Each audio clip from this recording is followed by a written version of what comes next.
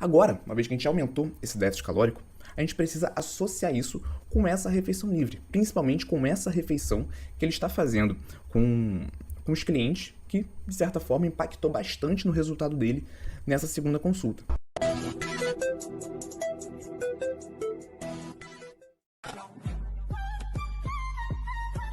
Então vamos enxergar isso em números, tá bom? Nesse caso, a gente vai precisar entender muito bem como que está funcionando esse almoço na rotina do nosso paciente. Né? Exatamente o que ele está comendo, quais são as opções, quais restaurantes ele frequenta, para que a gente consiga associar essa ingestão com o déficit calórico. Né? Não basta a gente simplesmente aumentar o déficit calórico sem saber exatamente o que ele está comendo nesses momentos de reunião, nesses momentos mais executivos. Então vale muito a pena, em casos como esse, Nutri, você investigar com o seu paciente. Beleza, fulano, então você vai sair para almoçar com o seu paciente 1, 2 vezes por semana. E o que vocês comem? Né? Qual o tipo de restaurante que vocês frequentam? Trouxe aqui um exemplo de um prato típico de restaurante, uma parmegiana com arroz branco com batata frita. Geralmente, óbvio que isso vai variar bastante, a gente encontra em um prato como esse 1.000 calorias. Né? Se a gente, a partir dessa nova proposta de déficit calórico de 7.000 calorias de déficit calórico semanal, se ele adicionar um almoço completamente diferente fora da proposta, um almoço como esse da parmegiana de 1.000 calorias, isso não vai comprometer tanto assim o déficit semanal. Né? Anteriormente, lembra só, a gente tinha calculado para o nosso paciente, para esse paciente, um déficit semanal de aproximadamente 3.500 calorias. Agora, a proposta é um déficit semanal de 7.000 calorias. Então, se ele adiciona um almoço de 1.000 calorias, isso vai impactar no déficit proposto, mas ainda assim, esse déficit ele vai estar maior do que o proposto anteriormente. Então, a chance desse paciente emagrecer mesmo fazendo esse almoço executivo é muito grande. Né? Nesse caso, essa refeição não vai impactar de forma tão expressiva no resultado desse paciente. Trago aqui um segundo exemplo. Digamos que esse paciente ele relate para você que ele não faz um almoço parecido com uma parmegiana com arroz branco e batata frita. Ele realmente vai ali no restaurante mais tradicional, um restaurante brasileiro, ele come uma feijoada. Feijoada completa, acompanhada de refrigerante, né, banana, sobremesa, tudo isso. Em uma refeição como essa, como vocês podem ver aqui ponto a ponto, é possível que o paciente ele faça a ingestão de 2.000 calorias. Mais uma vez, quando a gente aumenta a proposta do déficit calórico, ele adicionar uma refeição de 2.000 calorias não vai impactar tanto assim, porque o déficit calórico semanal ele vai continuar ali de aproximadamente 5.000 calorias. Tudo bem? Então, utilizando essa estratégia de aumentar o déficit calórico semanal, esse momento de refeições, no caso dele, né, refeições mais livres relacionadas a trabalho, não vai impactar tanto assim no resultado dele. Tudo bem? Mas um outro ponto importante aqui, Nutri, é possível que quando ele faça essas refeições, ele não faça somente uma. Né? No caso desse meu paciente, e aqui eu já estou saindo, né? Exemplos anteriores que eu dei, eu saí da realidade desse paciente até, como eu falei, né, o intuito de explicar de uma forma mais geral e de uma forma mais lúdica o contexto para vocês, até para vocês basearem as suas estratégias nessa explicação. Não posso pegar só um caso específico, até porque os casos que vocês vão pegar no dia a dia são diferentes desse caso aqui específico. Então, eu estou usando esse exemplo como um gancho, mas estou trazendo uma visão mais geral. Digamos que esse paciente ele faça um almoço parecido com essa feijoada que eu trouxe aqui, só que ele não faz só o almoço com esse cliente. Ele faz um jantar também que é muito parecido com o almoço. Né? Isso é comum quando, por exemplo, o paciente viaja. Ele viaja a trabalho, ele passa ali o tempo com o cliente, ou às vezes ele visita mais de um cliente nessa mesma situação de precisar fazer uma refeição junto e tudo mais, ter uma conversa mais executiva. Então é possível que esse paciente, dependendo da semana, ele faça mais de uma refeição como essa. Né? Trouxe um exemplo, caso ele tenha feito ali o almoço e o jantar com essa mesma ingestão energética. Aí esse déficit calórico semanal já cai para 3.000 calorias. Ainda assim, Nutri, está bem parecido com o que a gente tinha proposto, o que eu tinha proposto para ele lá no início.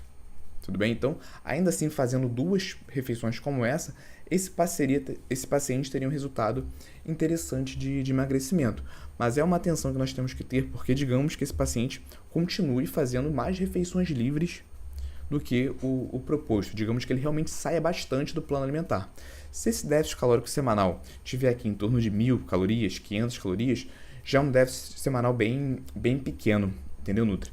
E por que isso não é tão interessante? Porque esse paciente não vai ver resultado, com um déficit calórico semanal tão pequeno. Se ele não está tendo resultado, a chance dele se desmotivar, parar de seguir aquele plano alimentar é muito grande. Então é interessante você não deixar esse déficit semanal cair muito, tudo bem? Se esse paciente está com essa rotina de fazer muitas refeições, você tem que ter uma conversa com esse paciente, saber o que ele pode fazer, encontrar junto com ele uma alternativa, para tentar diminuir a ingestão energética nesses momentos, por mais que sejam momentos executivos, momentos de trabalho, porque senão você vai ficar perdendo seu tempo acompanhando aquele paciente não vai ter resultado, vai continuar indo na sua consulta sem ter resultado, porque de fato ele não está conseguindo ajustar o plano alimentar na rotina. Então você tem que ter essa conversa também importante com o seu paciente, uma conversa mais incisiva, para ele entender que você não vai conseguir resolver completamente a vida dele através do plano alimentar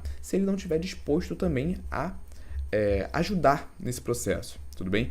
Então não é só uma questão de, se o paciente vai comer isso, se ele tem que comer isso, eu vou precisar dar meu jeito de ajustar a dieta. Isso não vai acontecer na maioria das vezes, você não vai conseguir solucionar 100%, então é importante você ter essa conversa com o paciente. Como a gente viu, dependendo da situação, aqui, por exemplo, a gente até consegue controlar, aumentando o déficit calórico diário. Mas se ele começar a exagerar nessas refeições, realmente foge do nosso controle. Beleza, Nutri? E, mais uma vez, uma ideia importante aqui dessa aula 97 é você entender que esse acompanhamento de emagrecimento, até mesmo em um outro contexto, de ganho de massa muscular, por exemplo, você tem que enxergar a estratégia, o déficit calórico semanal, o superávit calórico semanal, priorizar o semanal ao invés do diário, porque em um dia não acontece transformação significativa no nosso corpo. Então, se você vai calcular o déficit calórico para aquele paciente, vai precisar fazer um ajuste em uma situação como essa, você dá uma afastada, dá um zoom out e olha de forma global. Não olha só para aquele fio da teia de aranha, olha para a teia de aranha inteira para que você consiga fazer um ajuste mais assertivo, certo?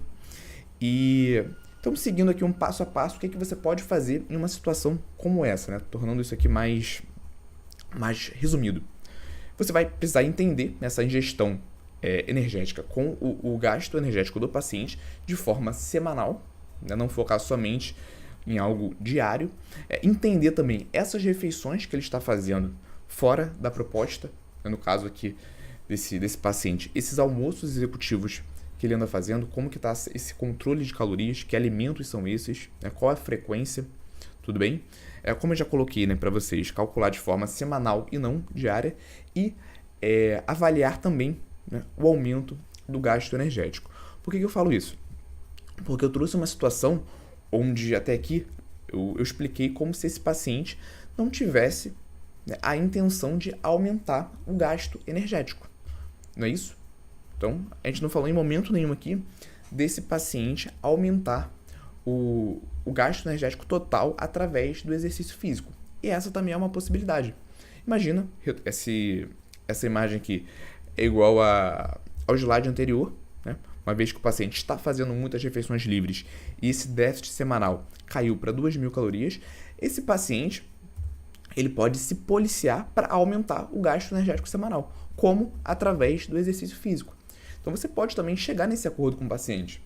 Se esse paciente está falando para você que realmente todas essas refeições que ele está fazendo são importantes para o trabalho dele, a gente pode ir por esse outro caminho. Beleza, você pode ingerir, mas você vai precisar também aumentar esse gasto energético semanal. Como que a gente vai fazer isso? Através da atividade física. Então eu dei um exemplo aqui de um aumento do gasto energético semanal através de uma corrida que equivaleria ali a 2.000 calorias. Então a gente, colocando isso no final, nessa conta final aqui da nossa balança, esse déficit semanal já voltou para 4.000 calorias, que já é um número interessante para resultados de emagrecimento, entendeu? Então, mais uma vez, eu trouxe aqui um raciocínio baseado na semana e não em um dia. Essas 2.000 calorias você pode dividir com ele de forma diária, convertendo isso para tempo na esteira da academia, por exemplo, mas o mais importante aqui é ter essa visão global, uma visão semanal desse déficit calórico.